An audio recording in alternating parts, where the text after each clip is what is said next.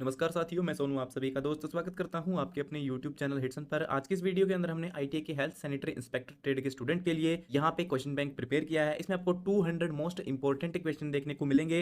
यहां पे जितने भी प्रश्न हमने लिए हैं वो सभी पुराने क्वेश्चन पेपर, निमी क्वेश्चन बैंक और भारत स्किल्स के क्वेश्चन बैंक से लिए हैं। 20 प्रश्न हम इस वीडियो में डिस्कस करेंगे जो कि एग्जाम में सबसे ज्यादा बार रिपीट होते हैं, और बाकी के जो प्रश्न होंगे उनकी मैं आपको PDF प्रोवाइड कर दूंगा, जिसका लिंक हमने वीडियो के डिस्क्रिप्शन में डाल दिया है। वीडियो देखने के बाद आप उस PDF को भी डाउनलोड कर सकते हैं, जिससे आपका काफी सारा समय बचेगा और आप अपने एग्जाम की अच्छे से तैयारी भी कर पाओगे। तो यहाँ पे सबसे पहला प्रश्न दिया गया है, जीवन की नदी के नाम से किसे जाना जाता है? तो जो हमारा रक्त होता है, जो ब्लड है, उसे जीवन की नदी कहा जाता है। दूसरा प्रश्न है, WBC का जीवन काल डैश होता है। WBC यानी कि जो व्हाइट ब्लड सेल्स होते हैं, जिन्हें हम श्वेत रक्त कणिकाएं कहते हैं, जो कि हमारे शरीर के प्रतिरक्षा तंत्र है, हमारे शरीर के सैनिक है, जो हमें बीमारियों से बचाते हैं, बीमारियों वाले जो कीटाणु होते हैं उनसे लड़ते हैं, उनका जो जीवन काल होता है वो होता है 10 से लेके 15 दिनों तक। तीसरा प्रश्न है, एड्स दिवस। तो जो एड्स दिवस होता है वह प्रत्येक वर्ष 1 दिसंबर को मनाया जाता है। तो सही उत्तर है ऑप्शन डी। चौथा प्रश्न है, स्कर्वी रोग डैश विटामिन की कमी के कारण होता है। स्कर्वी रोग जो होता है वह विटामिन सी की कमी से होता है। इसके लक्षण होते हैं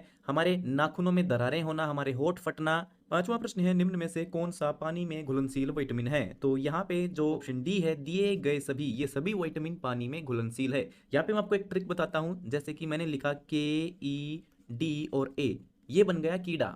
अब आपको सिर्फ ये शब्द याद रखना है कि vitamin K, vitamin E, D और A, ये जो 4 विटामिन होते हैं ये फैट में घुलनशील होते हैं, यानी कि वसा में घुलनशील हैं। इसके अलावा बाकी बचे हुए जितने भी विटामिन हैं, विटामिन B, विटामिन C, वो सभी पानी में घुलनशील होते हैं। छठा प्रश्न है, धूम्रपान से डैश का कैंसर होता है? तो धूम्रपान करने से फेफड़ों का कैंसर होता है। तो सही उत्तर है ऑप्शन ए। सातवां प्रश्न है, चेचक और रेबीज किसके कारण होता है? चेचक और रेबीज जो बीमारी होती है ये वायरस के कारण फैलते हैं। तो इसका सही उत्तर है ऑप्शन बी। जैसे कि कोई कुत्ता हमें अगर काट लेता है तो उसके लार्वा के अंदर जो वायरस होता है वो हमारे शरीर में चला जाता है, जिसकी वजह से हमें रेबीज बीमारी होती है। आठवां प्रश्न है, निम्न में से किसे पतला रोग कहा जाता है? तो जो एड्स बीमारी है उसे पतला रोग कहते हैं, क्योंकि एड्स जब बीमारी हो जाती है किसी व्यक्ति को तो हमारा जो प्रतिरक्षा तंत्र है वो काफी कमजोर हो जाता है, जिससे कि जो छोटी मोटी बीमारियां होती हैं जैसे कि खांसी, जुकाम, उनसे लड़ने की जो क्षमता होती है हमारे शरीर की वो भी बिल्कुल खत्म हो जाती है। हमें बिल्कुल भूख नहीं लगती है और शरीर में नया खून भी नहीं बनता है। इसीलिए जो एड्स से पीड़ित व्यक्ति होता है उसकी मृत्यु बिल्कुल सूख करके पतला होकर के होती है, इसीलिए इसे पतला रोग भी कहते हैं। नौवां प्रश्न है, रक्तस्राव रोग डैश की कमी के कारण होता है?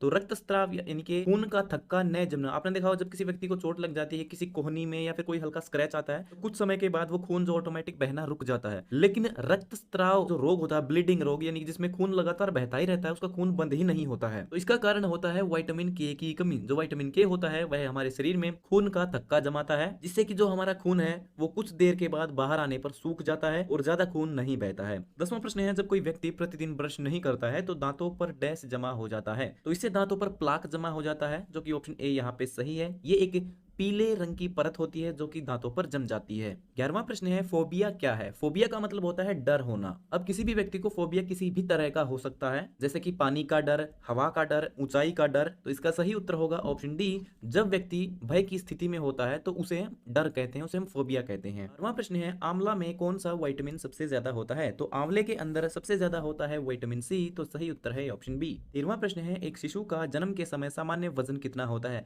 जब भी कोई बच्चा पैदा होता है तो उसका जो वजन होता है उस समय लगभग 2.5 किलो होता है। तो सही उत्तर है ऑप्शन डी। अगला प्रश्न है, सनसाइन विटामिन किसे कहा जाता है? यानी कि सूर्य की चमक वाला जो विटामिन है जो कि हमें सूर्य से प्राप्त होता है वो होता है विटामिन डी। तो सही उत्तर है ऑप्शन डी। 15वां प्रश्न है, अपशिष्ट जल की निकासी के लिए प्रयुक्त पाइपों का न्यूनतम व्यास कितना होता है? यानी कि जो वेस्ट वाटर होता है, रसोई का पानी है, बाथरूम का पानी है, तो वो जो पानी जाता है उसके लिए जो हम पाइपलाइन इस्तेमाल करते हैं उसका व्यास कम से कम कितना होना जरूरी है? कम से कम वह जो पाइपलाइन है वह 3 इंच की जरूर होनी चाहिए। तो इसका सही उत्तर होगा ऑप्शन बी, लगभग 75 mm। 16वां प्रश्न है, जल प्रदूषण की रोकथाम एवं नियंत्रण अधिनियम किस वर्ष पारित किया गया था? तो इसका सही उत्तर है ऑप्शन डी, सन 1974 में। 17वां प्रश्न है, मूत्रालयों से निकलने वाले जल को क्या कहते हैं? तो मूत्रालयों से जो पानी निकलता है उसे हम काला पानी यानी कि ब्लैक वाटर कहते हैं। तो इसका सही उत्तर है ऑप्शन ए।